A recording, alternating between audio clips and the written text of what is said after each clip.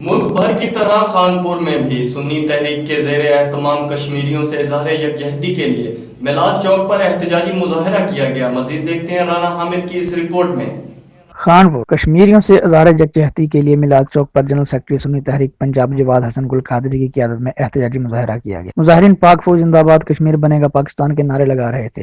اس موقع پر جواد حسن گل قادری نے کہا ہے کہ خون کے آخری قطرے تک کشمیریوں کے ساتھ ہیں اور پاک فوج کے ساتھ ہیں۔ ہم وزیر اعظم پاکستان کو سلام پیش کرتے ہیں جنہوں نے کشمیریوں کے لیے اقوام متحدہ میں آواز اٹھائی۔ انہوں نے کہا ہے کہ ہم پاک فوج سے اپیل کرتے ہیں کہ مظلوم کشمیریوں کو بچایا جائے اور کشمیر آزاد کرایا جائے۔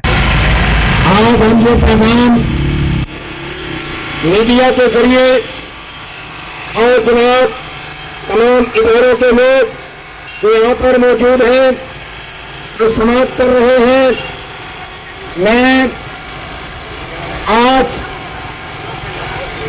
انہیں سلام بھی پیش کرتا ہوں کہ یہ احتجاجی مظاہروں کا سلسلہ اب پاکستان تک نہیں رہا، آزاد پاکستان اور وزیر اعظم پاکستان کی پالیسیوں کی بدولت آج کشمیریوں کا مسئلہ، کشمیریوں کی آزادی کے لیے دنیا کے چپے۔ کیمرہ مین ٹیم کے ساتھ رانا محمد حامد، راز نیوز، خانپور۔